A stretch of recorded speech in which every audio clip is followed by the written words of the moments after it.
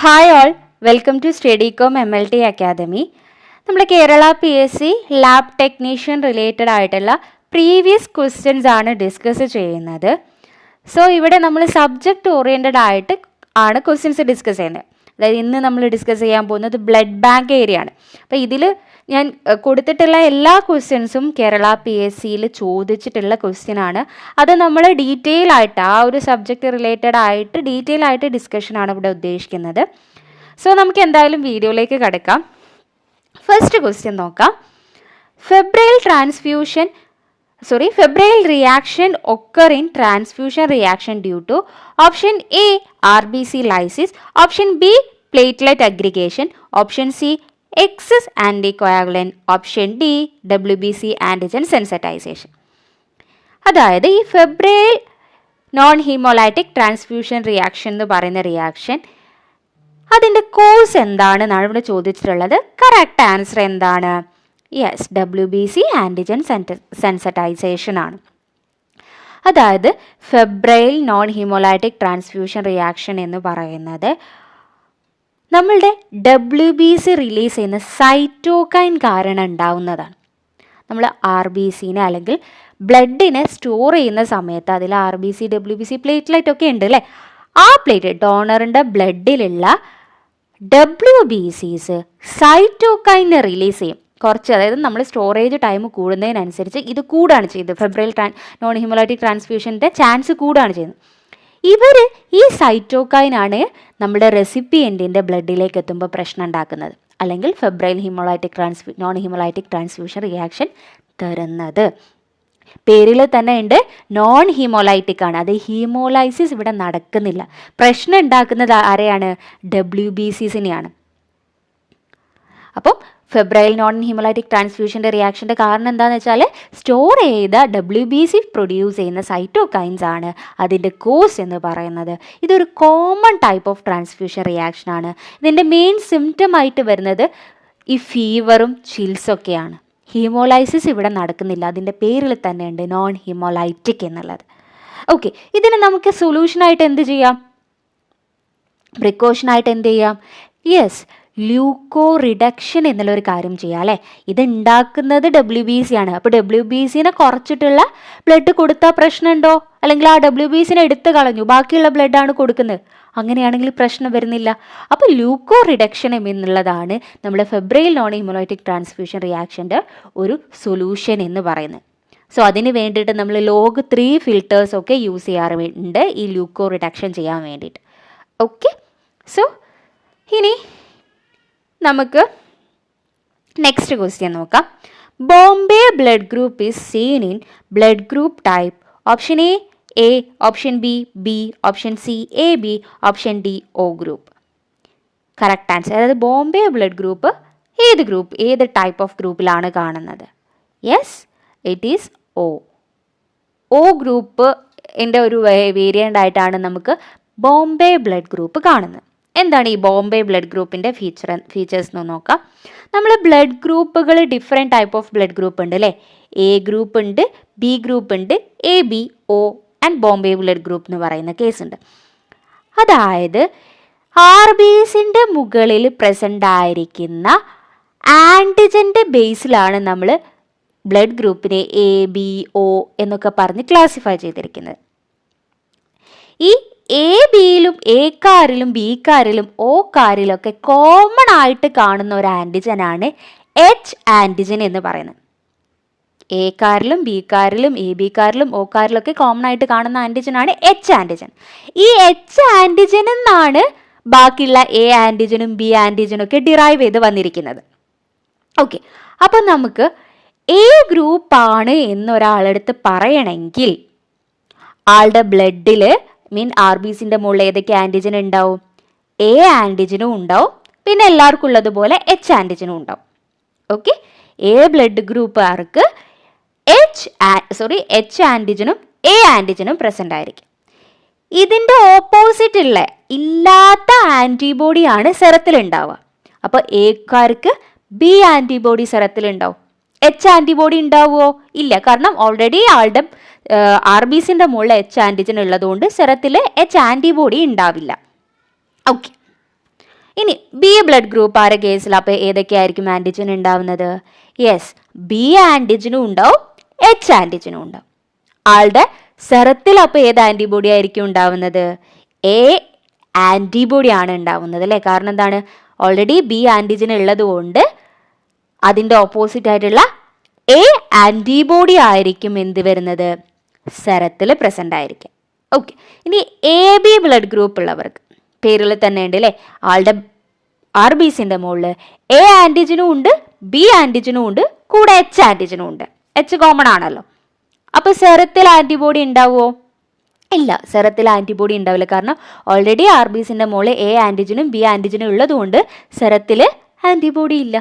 എന്നാൽ anti H ഉണ്ടാവുമോ? ഇല്ല, അതും ഉണ്ടാവില്ല. കാരണം എന്താ? എച്ച് ആൻറ്റിജൻ ഉള്ളതുകൊണ്ട് ആൻറ്റി എച്ചും ഉണ്ടാവില്ല, ആൻറ്റിബോഡി ഉണ്ടാവില്ല. ഓക്കെ, എന്നാൽ ഒ ഗ്രൂപ്പുകാരെ കേസിൽ എ ആൻറ്റിജനും ഉണ്ടാവില്ല, ബി ആൻറ്റിജനും ഉണ്ടാവില്ല. ആർ ബി സിൻ്റെ മുകളിൽ എ ആൻറ്റിജനും ഉണ്ടാവില്ല, ബി ആൻറ്റിജനും ഉണ്ടാവില്ല. പക്ഷേ എച്ച് ആൻറ്റിജൻ ഉണ്ടാവും. എച്ച് കോമൺ ആണ്, എച്ച് കൂടുതലായിട്ടുണ്ടാവും. ഓക്കെ, എനേക്കാളും ബിനേക്കാളും കൂടുതലായിട്ടുണ്ടാവും. കാരണം ഈ എച്ച് എയും ബിയും ആവാത്തതുകൊണ്ട് എല്ലാം എച്ച് ആയിട്ട് തന്നെയാണ് കിടക്കുന്നത്. അതുകൊണ്ട് എച്ച് മാത്രമേ ഉണ്ടാവുള്ളൂ ഓക്കാർക്ക്. അപ്പോൾ ആൻറ്റിബോഡി ഏതൊക്കെ ഉണ്ടാവും? യെസ്, എ ആൻറ്റിബോഡിയും ഉണ്ടാവും, ബി ആൻറ്റിബോഡിയും ഉണ്ടാവും. കാരണം അത് രണ്ടും ആർ ബി സിൻ്റെ മുകളിൽ ഇല്ലാത്തത് കൊണ്ട് എ ആൻറ്റിബോഡിയും ബി ആൻറ്റിബോഡിയും സെറത്തിലുണ്ടാവും. ഓക്കെ, ഇനി ബോംബെ ബ്ലഡ് ഗ്രൂപ്പ് എന്ന് പറയുന്നത് ഏകദേശം ഓയുമായിട്ട് അല്ലെങ്കിൽ ഓൻ്റെ വേരിയൻ്റ് ആയിട്ടാണ് വരുന്നത്. കാരണം ഓക്ക് എച്ച് ആൻറ്റിജൻ ഉണ്ടായിരുന്നു. എയും ബിയും ആൻറ്റിജൻ ഇല്ലെങ്കിലും എച്ച് ആൻറ്റിജൻ പ്രസൻ്റ് ആണ്. പക്ഷേ ബോംബെക്കാർക്ക് എച്ച് ആൻറ്റിജനും ഉണ്ടാവില്ല. എയും ബിയും ഇല്ല, എച്ചും ഇല്ലാത്തവരെയാണ് നമ്മൾ എന്ത് പറയുന്നത്? ബോംബെ ബ്ലഡ് ഗ്രൂപ്പ് എന്ന് പറയുന്നത്. അപ്പോൾ ആളുടെ സെറത്തിൽ ഏതൊക്കെ ആൻറ്റിബോഡി ഉണ്ടാവും? എ ആൻറ്റിബോഡിയും ഉണ്ടാവും, ബി ആൻറ്റിബോഡിയും ഉണ്ടാവും, എച്ച് ആൻറ്റിബോഡിയും ഉണ്ടാവും. അപ്പോൾ നോക്കിക്കഴിഞ്ഞാൽ എച്ച് ആൻറ്റിബോഡി പ്രസൻ്റ് ആയിരിക്കുന്നത് ആർക്ക് മാത്രമാണ്? ബോംബെ ബ്ലഡ് ഗ്രൂപ്പുകാർക്ക് മാത്രമാണ് എച്ച് ആൻറ്റിബോഡി പ്രസൻ്റ് ആയിരിക്കും. അപ്പോൾ ആ രീതിയിൽ ചോദിക്കുക കേട്ടോ. ആൻറ്റി എച്ച് ആൻറ്റിബോഡീസ് പ്രസൻ്റ് ആയിരിക്കുന്ന ഗ്രൂപ്പ് ഏതാണെന്ന് ചോദിച്ചാൽ അത് ബോംബെ ബ്ലഡ് ഗ്രൂപ്പാണ്. ബാക്കി എല്ലാവർക്കും എച്ച് ആൻറ്റിജൻ ആണ് പ്രസൻ്റ് ആയിരിക്കുന്നത്. അതുകൊണ്ട് എച്ച് ആൻറ്റിബോഡി ഉണ്ടാവില്ല. ഇവിടെ ബോംബെക്കാർക്ക് എച്ച് ആൻറ്റിജൻ ഇല്ല, പകരം എച്ച് ആൻറ്റിബോഡിയാണ് ഉള്ളത്. നമ്മൾ അതിൻ്റെ ജീനോടൈപ്പിന് സ്മോൾ എച്ച് എന്നുള്ള രീതിയിലാണ് ഡിനോട്ട് ചെയ്യുന്നത് കേട്ടോ. സ്മോൾ എച്ച് എന്നുള്ള രീതിയിൽ. ഓക്കെ, ഈ ബോംബെ ബ്ലഡ് ഗ്രൂപ്പ് കണ്ടുപിടിച്ചത് ആരാണ്? ബെൻഡെ എറ്റാലാണ്. അതും നിങ്ങളൊന്ന് നോട്ട് ചെയ്ത് വെക്കണം, എക്സാമിന് സ്ഥിരം ചോദിക്കുന്ന ക്വസ്റ്റ്യൻ ആണ്. ഓക്കെ, നമ്മൾ ആ ബോംബെ ബ്ലഡ് ഗ്രൂപ്പിനെ കുറിച്ചിട്ടാണ് സെക്കൻഡ് ക്വസ്റ്റ്യനിൽ പറയുന്നത്. നെക്സ്റ്റ് ക്വസ്റ്റ്യൻ നോക്കാം. Anticoagulant used in blood bank is option A ACD, option B CPD, option C CPDA, option D all of the above. Correct answer ഏതാണ്? All of the above. ഈ ACDയും CPDയും CPD-A1 ഒക്കെ നമ്മൾ blood ബാങ്കിൽ ആൻറ്റിക്കോയാഗുലൻ്റ് ആയിട്ട് use ചെയ്യുന്നതാണ്. Blood ബാഗിൽ ആൻറ്റിക്കോയാഗുലൻ്റ് ആയിട്ട് യൂസ് ചെയ്യുന്നതാണ്. ഏതൊക്കെയാണെന്ന് നോക്കാം കോമൺലി യൂസ് ചെയ്യുന്ന anticoagulant in blood bank. Yes, first one CPD എന്ന് പറഞ്ഞാൽ അതിൻ്റെ ഫുൾ ഫോം എന്താണ്? Citrate phosphate dextrose. ഇതിൻ്റെ ഓരോന്നിൻ്റെ ഫംഗ്ഷൻ ഇമ്പോർട്ടൻ്റ് ആണ്. ഇതിൻ്റെ മുന്നേ ഉള്ള വീഡിയോസിൽ നമ്മൾ ഓരോന്നും ഡീറ്റെയിൽ ആയിട്ട് എന്തിനാണ് സിട്രേറ്റ്, എന്തിനാണ് ഫോസ്ഫേറ്റ്, എന്താണ് ഡെക്സ്ട്രോസിൻ്റെ ഫംഗ്ഷനൊക്കെ ഡീറ്റെയിൽ ആയിട്ട് പറഞ്ഞതാണ്. അതുകൊണ്ട് ഞാനിവിടെ ഡീറ്റെയിൽ ആയിട്ട് ആ ഒരു ഏരിയ എക്സ്പ്ലെയിൻ ചെയ്യുന്നില്ല കേട്ടോ. കാരണം നമ്മൾ എല്ലാ പ്രാവശ്യവും ഒരേ കാര്യം പറയുമ്പോൾ റിപ്പീറ്റേഷനാണ് വരുന്നത്. അതുപോലെ തന്നെ നമുക്ക് വീഡിയോൻ്റെ ലെങ്ത്തും കൂടും. അപ്പോൾ എല്ലാ വീഡിയോയിലും ഒരേ കാര്യം തന്നെ ആയിരിക്കും നമ്മൾ പറഞ്ഞുകൊണ്ടിരിക്കുക. സോ അതൊന്നും ഒഴിവാക്കാൻ വേണ്ടിയിട്ടാണ് മുന്നത്തെ വീഡിയോയിൽ നമ്മൾ ഡീറ്റെയിൽ ആയിട്ട് എക്സ്പ്ലെയിൻ ചെയ്ത കാര്യം ഞാനിവിടെ ഇൻക്ലൂഡ് ചെയ്യുന്നില്ല. ഓരോ വീഡിയോയിലും പുതിയ പുതിയ കാര്യങ്ങൾ അല്ലെങ്കിൽ പുതിയ പുതിയ പോയിൻറ്റ്സുകൾ ഇൻക്ലൂഡ് ചെയ്യാനാണ് നോക്കുന്നത്. ഓക്കെ, സോ CPD എന്ന് പറയുമ്പോൾ സിട്രേറ്റ് ഫോസ്ഫേറ്റ് ഡെക്സ്ട്രോസ് ആണ്. അതിൻ്റെ ലൈഫ് സ്പാന് 21 ഡേയ്സ് ആണ് കേട്ടോ. അത് നോട്ട് ചെയ്ത് വെക്കേണ്ടതാണ്. 2 CPD-2 എന്ന് പറയുമ്പോൾ സിട്രേറ്റ് ഫോസ്ഫേറ്റ് തന്നെയാണ്, പക്ഷേ ഡെക്സ്ട്രോസ് 2 ഡബിൾ ക്വാണ്ടിറ്റിയിൽ വരുന്നതാണ് CPD-2 വരുന്നത്. അതിൻ്റെ ലൈഫ് സ്പാൻ എത്രയാണ്? 21 ഡേയ്സ് ആണ്. ഓക്കെ, ഇതിൽ ഫസ്റ്റ് ഒന്നും കൂടി ഇൻക്ലൂഡ് ചെയ്യാനുണ്ട് ACD കേട്ടോ. ACD ആസിഡ് സിട്രേറ്റ് ഡെക്സ്ട്രോസ് എന്ന് പറഞ്ഞിട്ട് ഒന്നും കൂടി ഉണ്ട്. അതിൻ്റെ ലൈഫ് സ്പാനും 21 ഡേയ്സ് ആണ്. ACDൻ്റെയും CPDൻ്റെയും CPD2ൻ്റെയും ലൈഫ് സ്പാന് 21 ഡേയ്സ് ആണ്. നോട്ട് ചെയ്ത് വെക്കണം. ഇനി CPD-A1 എന്ന് പറയുമ്പോൾ ഈ ആസിഡ് ഫോസ്ഫേറ്റ് ഡെക്സ്ട്രോസിലേക്ക് എന്തും കൂടി ആഡ് ചെയ്യാണ്, അഡിനിനും കൂടി ആഡ് ചെയ്യും. അഡിനിനും കൂടി ആഡ് ചെയ്യുന്ന സമയത്ത് കുറച്ചും കൂടി ലൈഫ് സ്പാൻ കൂടും. അപ്പോൾ എത്രയായി ലൈഫ് സ്പാന്? യെസ്, മറ്റേതിൽ 21 ആണെങ്കിൽ CPD-A1 35 ആയി ലൈഫ് സ്പാൻ. 35 ഡേയ്സ് വരെ നമുക്ക് ആ ബ്ലഡിനെ സ്റ്റോർ ചെയ്യാൻ പറ്റും. ഓക്കെ, എന്നാൽ ഇതിലേക്ക് അഡിക്റ്റീവ് ആഡ് ചെയ്യാണ്. അഡിക്റ്റീവ്സ് എന്ന് പറയുമ്പം നമ്മളുടെ ഷെൽഫ് ലൈഫ് വീണ്ടും കൂട്ടാൻ, RBCൻ്റെ ലൈഫ് സ്പാൻ കൂട്ടാൻ വേണ്ടിയിട്ട് സാഗം പോലെയുള്ള അഡിക്റ്റീവുകൾ നമ്മൾ ആഡ് ചെയ്യുന്ന സമയത്ത് വീണ്ടും ലൈഫ് സ്പാൻ കൂടും. ഒരു 42 ഡേയ്സ് വരെ നമുക്ക് അതിനെ സ്റ്റോർ ചെയ്യാൻ പറ്റും. ACD, CPD, CPD2 21 days, CPD-A1 35 days. CPD-A1 വിത്ത് അഡിക്റ്റീവ് ആകുമ്പോൾ നമുക്ക് അത് എത്ര ലൈഫ് സ്പാൻ വരും? 42 ഡേയ്സ് ലൈഫ് സ്പാൻ വരും. ഓക്കെ, ഇതാണ് ഈ ആൻറ്റികോയാഗുലൻ്റ് ഏരിയയിൽ നമുക്ക് പറയാനുള്ളത്. Okay, so next question. Copper sulfate in blood bank is used to screen for option A antibody level, option B hemoglobin level, option C HIV positivity, option D malaria positivity. Correct answer ഏതാണ്? Yes, copper sulphate നമ്മൾ blood ബാങ്കിൽ use ചെയ്യുന്നത് നമ്മുടെ ഹീമോഗ്ലോബിൻ്റെ level അറിയാൻ വേണ്ടിയിട്ടാണ്. നമുക്കറിയാം blood transfuse means blood ഒരാളെടുത്ത് ഡോണറിന് കളക്ട് ചെയ്യണമെങ്കിൽ ആൾക്കൊരു മിനിമം 12.5 എങ്കിലും HB ഒരു നോർമൽ ലെവലെങ്കിലും ഉണ്ടെങ്കിലേ ആളെടുത്തുനിന്ന് ബ്ലഡ് എടുക്കാൻ പറ്റൂല്ലേ. ഓൾറെഡി HB കുറഞ്ഞ ഒരാളെടുത്തുനിന്ന് നമ്മൾ ഒരിക്കലും അയാളെ ബ്ലഡ് ഡോണറായിട്ട് കണക്കാക്കാൻ പറ്റില്ല. സോ അതിന് വേണ്ടിയിട്ട് നമ്മൾ അയാളുടെ HB മെഷർ ചെയ്യാൻ വേണ്ടിയിട്ട് ഒരു കോപ്പർ സൾഫേറ്റ് മെത്തേഡ് എന്ന് പറഞ്ഞൊരു മെത്തേഡ് യൂസ് ചെയ്യുന്നുണ്ട്. ഓക്കെ, അതെങ്ങനെയാണ് ചെയ്യാറുള്ളത്?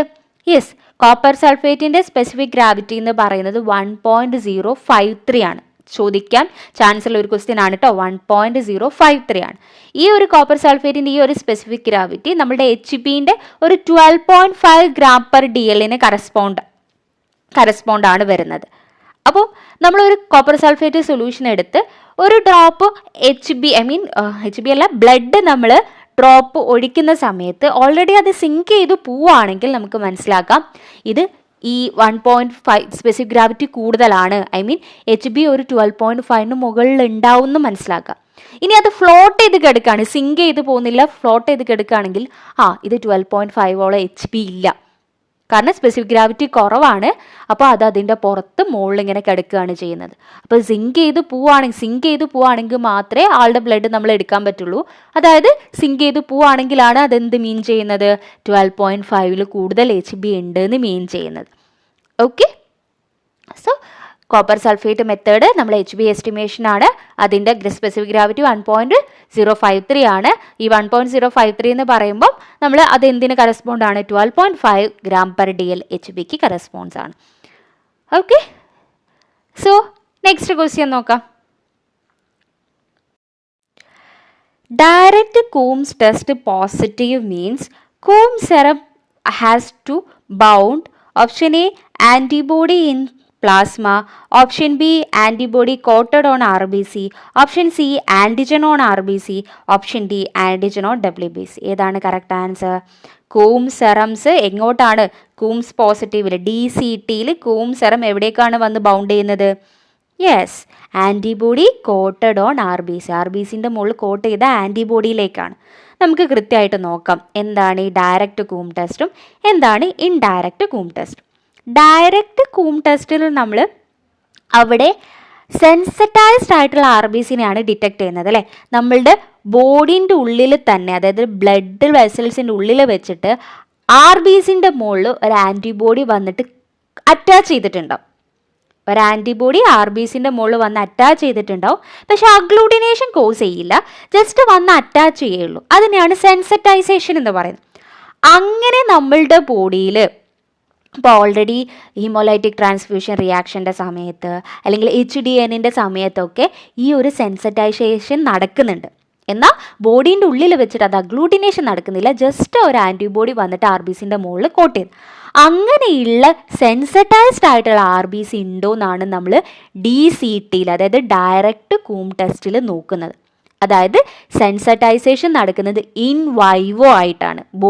ഇൻ വൈവോ എന്ന് പറഞ്ഞാൽ ബോഡീൻ്റെ ഉള്ളിൽ വെച്ചിട്ടാണ്. In vivo sensitization in DCT. Okay, ഇങ്ങനെ സെൻസറ്റൈസ്ഡ് ആയിട്ടുള്ള RBC നമുക്ക് എവിടെയായിരിക്കും ഉണ്ടാവുക? ബ്ലഡിലാണ്. സോ അപ്പോൾ ബ്ലഡ് സാമ്പിൾ എടുത്തിട്ട് നമ്മൾ അതിലേക്ക് Coombs reagent, Coombs reagent add ചെയ്യുമ്പം ഓൾറെഡി ഇതൊരു ആൻറ്റിബോഡി ആണ് അല്ലേ, ആൻറ്റി ഗ്ലോബുലിൻസ് ആണ്, ആൻറ്റി ഹ്യൂമൻ ഗ്ലോബുലിൻസ് ആണ്. ഈ കൂംസ് റിയേജൻറ്റ് ആഡ് ചെയ്യുമ്പം ഈ കൂംസ് റിയേജൻറ്റിലുള്ള ആൻറ്റിബോഡി ഈ ഓൾറെഡി സെൻസറ്റൈസ്ഡ് ആയിട്ടുള്ള ആൻറ്റിബോഡി ആയിട്ട് വന്ന് ബൈൻഡ് ചെയ്തിട്ട് അഗ്ലൂട്ടിനേഷൻ തരും. അപ്പം നമ്മളുടെ ബോഡിയിൽ നിന്ന് നമ്മൾ ബ്ലഡ് എടുത്തിട്ട് ആ ബ്ലഡാണ് എന്തുമായിട്ട് മിക്സ് ചെയ്യുന്നത്? കൂംസ് റിയേജൻറ്റുമായിട്ട് മിക്സ് ചെയ്യുന്നത്. ആ കൂംസ് റിയേജൻറ്റ് ഓൾറെഡി സെൻസറ്റൈസ്ഡ് ആയിട്ടുള്ള ആൻറ്റിബോഡീൻ്റെ മുകളിൽ വന്നിട്ട് ഈ കൂംസ് ആൻറ്റിബോഡി ബൈൻഡ് ചെയ്യും, അഗ്ലൂട്ടിനേഷൻ കോസ് ചെയ്യും. അഗ്ലൂട്ടിനേഷൻ ഉണ്ടെങ്കിൽ DCT പോസിറ്റീവാണ്. സെൻസറ്റൈസ്ഡ് ആയിട്ടുള്ള RBCനെ ഡിറ്റക്ട് ചെയ്യാൻ വേണ്ടിയിട്ടാണ് DCT ചെയ്യുന്നത്. എന്നാൽ ICT, ഇൻഡയറക്റ്റ് കൂം ടെസ്റ്റ് എന്ന് പറഞ്ഞാൽ നമ്മൾ അവിടെ ഇൻകംപ്ലീറ്റ് ആൻറ്റിബോഡി ഡിറ്റക്ട് ചെയ്യാൻ വേണ്ടിയിട്ടാണ് ചെയ്യുന്നത്. അവിടെ സെറത്തിലുള്ള ഇൻകംപ്ലീറ്റ് ആൻറ്റിബോഡിയാണ് ഡിറ്റക്ട് ചെയ്യുന്നത്. അപ്പോൾ സാമ്പിൾ ഏതായിരിക്കും? നേരത്തെ DCTൻ്റെ കേസിൽ സാമ്പിൾ ബ്ലഡ് ആയിരുന്നു, ഇവിടെ സെറമാണ് സാമ്പിൾ വരുന്നത്. സെറത്തിൽ ഇൻകംപ്ലീറ്റ് ആൻറ്റിബോഡി ഉണ്ടെങ്കിൽ നമ്മൾ RBC ആഡ് ചെയ്ത് കൊടുക്കുകയാണ് ചെയ്യുന്നത്. നമ്മൾ ട്യൂബിലേക്ക് reagent reagent red cell add ചെയ്ത് കൊടുക്കുന്ന സമയത്ത് ഈ സെറത്തിലുള്ള ആൻറ്റിബോഡി പോയി റിയേജൻറ്റിലുള്ള സെല്ലുമായിട്ട് സെൻസറ്റൈസ്ഡ് ചെയ്യും. നേരത്തെ നമ്മളുടെ ബോഡിയിനുള്ളിൽ വെച്ച് നടന്ന സംഭവം ഇൻ വൈവോ സെൻസറ്റൈസേഷൻ ആണെങ്കിൽ ഇവിടെ ട്യൂബിൽ വെച്ചിട്ടാണ് സെൻസറ്റൈസ് ചെയ്യുന്നത്. ലാബിൽ ഇൻ വിട്രോ സെൻസറ്റൈസേഷൻ ആണ് നടക്കുന്നത്. ഇൻ വിട്രോ സെൻസറ്റൈസേഷൻ ICTയിലാണ് സംഭവിക്കുന്നത്. സെറം എടുത്തു, അതിലേക്ക് നമ്മൾ റിയേജൻറ്റ് സെല്ല് ആഡ് ചെയ്യുന്ന സമയത്ത് ഈ സെറത്തിലുള്ള ആൻറ്റിബോഡി ഈ സെല്ലിലുമായിട്ട് ബൈൻഡ് ചെയ്യും. ബൈൻഡ് ചെയ്തിട്ടേ ഉള്ളൂ, അഗ്ലൂട്ടിനേഷൻ കോസ് ചെയ്തിട്ടില്ല. ഓക്കെ, ഇനി അതിലേക്ക് നമ്മൾ എന്ത് ചെയ്യാണ്? കൂംസ് ആൻറ്റിബോഡി ആഡ് ചെയ്യുന്ന സമയത്ത് നേരത്തെ പറഞ്ഞതുപോലെ ഈ കൂംസ് ആൻറ്റിബോഡി ഓൾറെഡി സെൻസറ്റൈസ്ഡ് ആയിട്ടുള്ള ഈ ആൻറ്റിബോഡിൻ്റെ മുകളിൽ ബൈൻഡ് ചെയ്തിട്ട് അഗ്ലൂട്ടിനേഷൻ കോസ് ചെയ്യും. ഓക്കെ, മനസ്സിലാക്കി വെക്കേണ്ടത് DCT ഓൾറെഡി നമ്മളുടെ ബോഡീൻ്റെ ഉള്ളിലുള്ള സെൻസറ്റൈസ്ഡ് RBCനെ ഡിറ്റക്ട് ചെയ്യാൻ വേണ്ടിയിട്ടാണ്. ICTയിലാണെങ്കിൽ നമ്മൾ സെറത്തിലുള്ള ഇൻകംപ്ലീറ്റ് ആൻറ്റിബോഡിനെ ഡിറ്റക്ട് ചെയ്യാൻ വേണ്ടിയിട്ടാണ്. അവിടെ സെൻസറ്റൈസേഷൻ നടക്കുന്നത് ലാബിൽ വെച്ചിട്ടാണ്, അതായത് ഇൻ വിട്രോ ആയിട്ടാണ്. അത് നോക്കി വെക്കുക. So DCT or DAT positive ആയ കേസ് ഏതൊക്കെയാണ്? Haemolytic transfusion reaction, HDN, auto immune haemolytic anaemia, drug induced haemolytic anaemia, ഇതിലൊക്കെ DCT പോസിറ്റീവ് ആയിരിക്കും. Haemolytic transfusion reaction, haemolytic disease of new born, auto immune haemolytic anaemia, drug induced haemolytic അനീമിയയിലൊക്കെ DCT positive ആയിരിക്കും. അതും not ചെയ്ത് വെക്കേണ്ടതാണ്.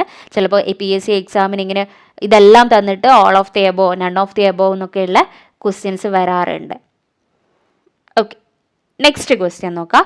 RhHDN occur in option A first O negative child in O positive mother, option B second B negative child in B positive mother, option C first A positive child in A negative mother, option B second B positive child in B negative mother. ഏതാണ് correct answer? Second B positive and B negative mother. ഈ HDN എന്ന് പറയുന്നത് എപ്പോഴും first ബേബിക്കല്ല വരുന്നത് അല്ലേ?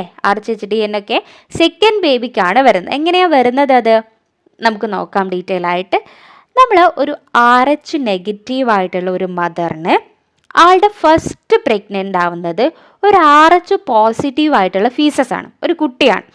RH negative ആയിട്ടുള്ള ഒരു അമ്മയ്ക്ക് RH പോസിറ്റീവ് ആയിട്ടുള്ള ഒരു കുട്ടിയാണ് ഫസ്റ്റ് പ്രഗ്നൻ്റ് ആവുന്നതെങ്കിൽ ആ കുട്ടിക്ക് വേറെ പ്രശ്നങ്ങളൊന്നും ഉണ്ടാവില്ല. ആ കുട്ടീൻ്റെ ഡെലിവറി നോർമലി നടക്കും. പക്ഷേ ഈ ഡെലിവറി നടക്കുന്ന സമയത്ത് ഈ RH പോസിറ്റീവ് ആയിട്ടുള്ള ആൻറ്റിജൻ അമ്മൻ്റെ ബ്ലഡിലേക്ക് എത്തും. നമ്മൾക്കറിയാം പ്ലാസൻ്റ കട്ടയും കാര്യങ്ങളൊക്കെ ചെയ്യുന്നുണ്ട്. അപ്പോൾ ആ ഒരു സമയത്ത് കുട്ടീൻ്റെ RH പോസിറ്റീവ് ആയിട്ടുള്ള ആൻറ്റിജൻ അമ്മൻ്റെ ബോഡിയിലേക്ക് എത്തും. അമ്മ ഇതിനെതിരെ RH ആൻറ്റിബോഡി പ്രൊഡ്യൂസ് ചെയ്യും. കാരണം അമ്മ RH നെഗറ്റീവാണ്, കുട്ടീൻ്റെത് RH പോസിറ്റീവാണ്. സോ അമ്മ ആൻറ്റി RH ആൻറ്റിബോഡി പ്രൊഡ്യൂസ് ചെയ്യും. പിന്നെ ഓൾറെഡി ഡെലിവറി കഴിഞ്ഞു പോയത് കൊണ്ട് ഇവിടെ ഫസ്റ്റത്തെ കുട്ടിക്ക് പ്രശ്നമൊന്നും വരുന്നില്ല. ഓക്കെ, ഈ ആൻറ്റി RH ആൻറ്റിബോഡി എന്ന് പറയുന്നത് IgG ടൈപ്പാണ്.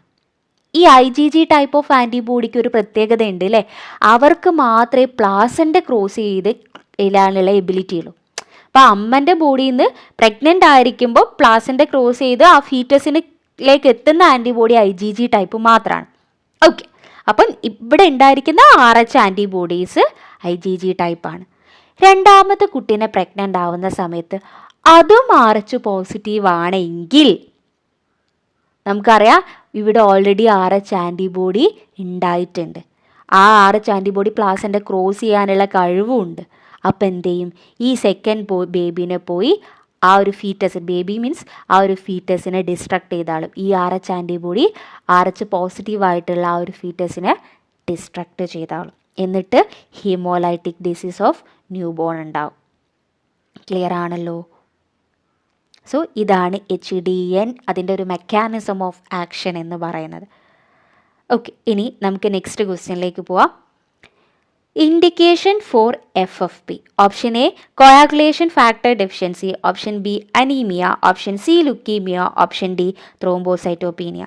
എന്താണ് correct answer? Yes, coagulation factor deficiency. എന്താണ് ഈ FFP എന്ന് പറഞ്ഞാൽ?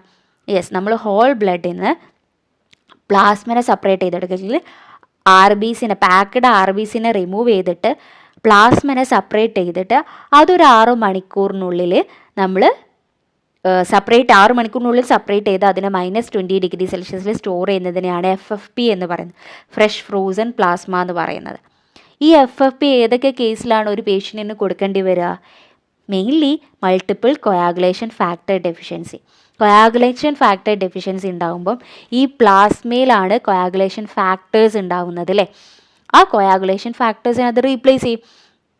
കൊയാഗുലേഷൻ ഫാക്ടർ ഡെഫിഷ്യൻസിൻ്റെ കേസിലാണ് മെയിൻലി നമ്മൾ എന്ത് ചെയ്യുന്നത്, ഈ ഒരു FFP കൊടുക്കുന്നത്. ഈ കൊയാഗുലേഷൻ ഫാക്ടർ ഡെഫിഷ്യൻസി എന്തൊക്കെ കാരണമാണ് വരുന്നത്? യെസ്, ലിവർ ഡിസീസ്, DIC, ഡയലൂഷണൽ കൊയാഗുലോപ്പതി, ഇങ്ങനെയുള്ള പല കാരണം കൊണ്ടാണ് ഈ കൊയാഗുലേഷൻ ഫാക്ടറിൻ്റെ ഡെഫിഷ്യൻസി വരുന്നത്. അപ്പോൾ അത് ക്ലിയർ ചെയ്യാൻ വേണ്ടിയിട്ടാണ് നമ്മൾ FFP കൊടുക്കുന്നത്. അതുപോലെ തന്നെ reversal of Comorin drug effect. എന്താണ് ഈ കോമറിൻ എന്ന് പറയുന്നത്? അതൊരു ഓറൽ ആൻറ്റികോയാഗുലൻ്റ് ആണ് അല്ലേ. ആൻറ്റികോയാഗുലൻ്റ് എന്താണ്? ബ്ലഡിന് ക്ലോട്ടിന് പ്രിവെൻറ്റ് ചെയ്യുന്ന സാധനം. അങ്ങനെ ഓറൽ ആൻറ്റികോയാഗുലൻ്റെ എഫക്റ്റ് റിവേഴ്സ് ചെയ്യാൻ വേണ്ടിയിട്ടും നമ്മൾ FFP കൊടുക്കാറുണ്ട്. പിന്നെ ആൻറ്റി ത്രോംബിൻ ഡെഫിഷ്യൻസി ഉണ്ടാകുമ്പോഴും നമ്മൾ എന്ത് ചെയ്യാറുണ്ട്? FFP കൊടുക്കാറുണ്ട്. ഇമ്മ്യൂണോ ഡെഫിഷ്യൻസി സിൻഡ്രത്തിൻ്റെ കേസിൽ, ഓപ്പൺ ഹാർട്ട് സർജറിൻ്റെ കേസിൽ, അതുപോലെ ബേൺ പേഷ്യൻറ്റിൻ്റെ കേസിലൊക്കെ നമുക്ക് എന്ത് ചെയ്യാം? FFP കൊടുക്കാറുണ്ട്. അപ്പോൾ ഏതൊക്കെ കേസിലാണെന്ന് നോക്കാം. ഏറ്റവും ഇമ്പോർട്ടൻ്റ് ആയിട്ടുള്ളത് മൾട്ടിപ്പിൾ കൊയാഗുലേഷൻ ഫാക്ടർ ഡെഫിഷ്യൻസിയാണ്. പിന്നെ റിവേഴ്സൽ ഓഫ് ആൻറ്റികോയാഗുലൻറ്റ്, ഓറൽ ആൻറ്റികോയാഗുലൻറ്റിൻ്റെ ഡ്രഗ് എഫക്റ്റ്, ആൻറ്റി ത്രോംബിൻ ഡെഫിഷ്യൻസിയിൽ, ഇമ്മ്യൂണോ ഡെഫിഷ്യൻസി സിൻഡ്രത്തിൽ, ഓപ്പൺ ഹാർട്ട് സർജറിൻ്റെ കേസിൽ, ബേൺ പേഷ്യൻസിൻ്റെ കേസിലൊക്കെ നമ്മൾ FFP കൊടുക്കാറുണ്ട്. Okay, next question. All are transfusion transmitted hepatitis except option A, option B, option C, option D. ഏതാണ് കറക്റ്റ് ആൻസർ? യെസ്, നമ്മൾ മെയിൻലി ബ്ലഡ് ട്രാൻസ്ഫ്യൂഷൻ വഴി വരുന്ന വൈറൽ ഇൻഫെക്ഷൻസ് ഏതൊക്കെയാണെന്ന് നോക്കുക. അത് എന്തായാലും പഠിച്ചു വെക്കേണ്ട ഒരു ഏരിയ ആണ്. HIV, HTLV, hepatitis B and C, cytomegalo virus, Epstein Barr virus, human parvo virus അതായത് B90, വെസ്റ്റ് നൈൽ വൈറസ് ഒക്കെ ബ്ലഡ് ട്രാൻസ്ഫ്യൂഷൻ വഴി ട്രാൻസ്മിറ്റ് ചെയ്യുന്നതാണ്. വൈറൽ ഡിസീസസ് ആണ്. മീൻസ് അതല്ലാണ്ട് ബാക്ടീരിയ, ഇപ്പോൾ സിഫിലിസ് വരുന്നുണ്ട്, ഇപ്പോൾ പാരസൈറ്റ് ആണെങ്കിൽ മലേറിയൽ ഇൻഫെക്ഷൻ വരുന്നുണ്ട്. ഇവിടെ നമ്മൾ പറയുന്നത് വൈറൽ ഇൻഫെക്ഷനാണ്. HIV, HTLV, hepatitis B and C, cytomegalo virus, Epstein Barr virus, human parvo virus, West Nile virus ഒക്കെ ബ്ലഡ് ട്രാൻസ്ഫ്യൂഷൻ വഴി ട്രാൻസ്മിറ്റ് ചെയ്യുന്ന ഡിസീസസ് ആണ്. Okay, next question. On high speed centrifugation of blood, we obtain option A PRP, option B WBC concentrate, option C RBC concentrate, option D platelet concentrate. Correct answer ഏതാണ്? Yes, RBC concentrate ചെയ്യാനാണ് നമ്മൾ high spin സെൻട്രിഫിക്കേഷൻ അല്ലെങ്കിൽ high speed സെൻട്രിഫിക്കേഷൻ ചെയ്യാറുള്ളത്. നമുക്ക് detail ആയിട്ട് നോക്കാം. നമ്മളൊരു whole blood എടുത്ത് ബ്ലഡ് കമ്പോണൻറ്റിനെ സെപ്പറേറ്റ് ചെയ്യാണ്. ഹോൾ ബ്ലഡ് എടുത്തിട്ട് നമുക്കത് 2 ഓപ്ഷൻസ് ചെയ്യാം. ഇപ്പോൾ ചില കേസിൽ നമുക്ക് ജസ്റ്റ് പാക്ക്ഡ് റെഡ് സെല്ലും ഫ്രഷ് ഫ്രോസൺ പ്ലാസ്മയും മാത്രം മതിയാവും. എന്നാൽ ചില കേസിൽ നമുക്ക് പ്ലേറ്റ്ലെറ്റ് സെപ്പറേറ്റ് ആയിട്ട് പ്രിപ്പയർ ചെയ്യേണ്ടി വരും. ഓക്കെ, അപ്പം ഇവിടെ നമ്മൾ ഹൈ സ്പിൻ ആണ് ചെയ്യുന്നതെങ്കിൽ, ഹൈ സ്പിൻ എന്ന് പറയുമ്പോൾ ഒരു 4000 to 5000 RPM 10 to 15 മിനിറ്റ്സ്. നമ്മൾ ഹൈ സ്പിൻ ആണ് ചെയ്യുന്നതെങ്കിൽ നമുക്ക് അവിടെ കിട്ടുന്നത് ഒരു RBC കോൺസെൻട്രേറ്റും കിട്ടും, പ്ലേറ്റ്ലെറ്റ് പൂവർ ആയിട്ടുള്ള ഒരു പ്ലാസ്മയും കിട്ടും, അല്ലെങ്കിൽ FFPയും കിട്ടും. RBC കോൺസെൻട്രേറ്റും കിട്ടും, FFPയും കിട്ടും. അപ്പം നമ്മൾ RBC വേറെയും സ്റ്റോർ ചെയ്യും, FFP വേറെ ആയിട്ടും സ്റ്റോർ ചെയ്യും. എന്നാൽ നമ്മൾ ലൈറ്റ് സ്പിന്നാണ് ചെയ്യുന്നതെങ്കിൽ, ലൈറ്റ് സ്പിന്ന് ചെയ്യുന്ന സമയത്ത് നമുക്ക് അവിടെ RBC കോൺസെൻട്രേറ്റും കിട്ടും, പ്ലേറ്റ്ലെറ്റ് റിച്ച് ആയിട്ടുള്ള പ്ലാസ്മയാണ് കിട്ടുക. കാരണം ഹൈ സ്പിൻ ചെയ്യുന്ന സമയത്ത് ഇവിടെ അധിക പ്ലേറ്റ്ലെറ്റും RBC കോൺസെൻട്രേറ്റിലേക്ക് പോകുന്നുണ്ട്. എന്നാൽ ലോ സ്പിൻ ചെയ്യുന്ന സമയത്ത് അല്ലെങ്കിൽ ലൈറ്റ് സ്പിൻ ചെയ്യുന്ന സമയത്ത് പ്ലേറ്റ്ലെറ്റ് അധികം എവിടെ തന്നെ ആയിരിക്കും? പ്ലാസ്മയിൽ തന്നെ ആയിരിക്കും നിൽക്കുന്നത്. അപ്പം അവിടെ കിട്ടുന്ന പ്ലാസ്മ എന്ന് പറയുന്നത് പ്ലേറ്റ്ലെറ്റ് റിച്ച് പ്ലാസ്മയാണ്. അപ്പോൾ ലൈറ്റ് സ്പിന്ന് ചെയ്താലേ പ്ലേറ്റ്ലെറ്റ് റിച്ച് പ്ലാസ്മയെ കിട്ടുള്ളൂ. ആ പ്ലേറ്റ്ലെറ്റ് റിച്ച് പ്ലാസ്മ വീണ്ടും നമുക്ക് 2ആയിട്ട് ഹെവി സ്പിൻ ചെയ്തിട്ട് 2ആയിട്ട് സെപ്പറേറ്റ് ചെയ്യാൻ പറ്റും. അപ്പം നമുക്ക് എന്ത് കിട്ടും? പ്ലേറ്റ്ലെറ്റിൻ്റെ കോൺസെൻട്രേറ്റും കിട്ടും, അതേപോലെ പ്ലേറ്റ്ലെറ്റ് പുവർ ആയിട്ടുള്ള ഒരു പ്ലാസ്മയും കിട്ടും. അപ്പോൾ നമുക്ക് ലൈറ്റ് സ്പിൻ ചെയ്യുമ്പോൾ ഒരു എക്സ്ട്രാ പ്രൊഡക്റ്റും കൂടി കിട്ടുന്നുണ്ട്, അതായത് പ്ലേറ്റ്ലെറ്റ് കോൺസെൻട്രേറ്റ്. ഹെവി സ്പിൻ ചെയ്താൽ അത് കിട്ടില്ല. ഓക്കെ, അപ്പോൾ ഹെവി സ്പിൻ എന്തിനാണ് ചെയ്യുന്നതെന്ന് വെച്ചാൽ നമ്മൾ RBC കോൺസെൻട്രേറ്റ് അല്ലെങ്കിൽ പ്ലേറ്റ്ലെറ്റ് പുവർ ആയിട്ടുള്ള പ്ലാസ്മ അത് കിട്ടും. എന്നാൽ ലൈറ്റ് സ്പിൻ എന്തിനാണ് ചെയ്യുന്നതെന്ന് വെച്ചാൽ അത് മെയിൻലി പ്ലേറ്റ്ലെറ്റ് കോൺസെൻട്രേറ്റ് എടുക്കാൻ വേണ്ടിയിട്ടാണ്. ഓക്കെ, നോട്ട് ചെയ്ത് വെക്കണം. നമുക്ക് അടുത്ത ക്വസ്റ്റ്യൻ നോക്കാം. Positive Coombs test means we get option A agglutination, option B Rulex formation, option C cell suspension, option D cell lysis. Yes, correct. Already നമ്മൾ പറഞ്ഞതാണ്, കൂം ടെസ്റ്റിൽ നമുക്ക് ഇങ്ങനെ പോസിറ്റീവ് ഉണ്ടാവുക അഗ്ലൂട്ടിനേഷൻ ആണ്. സോ ഇത്രയും ക്വസ്റ്റ്യൻസ് ആണ് നമ്മൾ ഇന്ന് ഡിസ്കസ് ചെയ്യുന്നത്. നമ്മൾ ഇന്ന് ഡിസ്കസ് ചെയ്ത ബ്ലഡ് ബാങ്ക് ഏരിയ ആണ്. സോ നിങ്ങൾക്ക് ഇതേപോലെ ഏത് സബ്ജക്റ്റ് റിലേറ്റഡ് ആണ് എന്നുള്ളത് നിങ്ങൾ കമൻറ്റ് ചെയ്യുകയാണെങ്കിൽ നമുക്ക് ആ വീഡിയോസ് ചെയ്യാം. സോ വീഡിയോ യൂസ്ഫുൾ ആയിട്ടുണ്ടെങ്കിൽ തീർച്ചയായിട്ടും കമൻറ്റ് ചെയ്യുക. Thank you.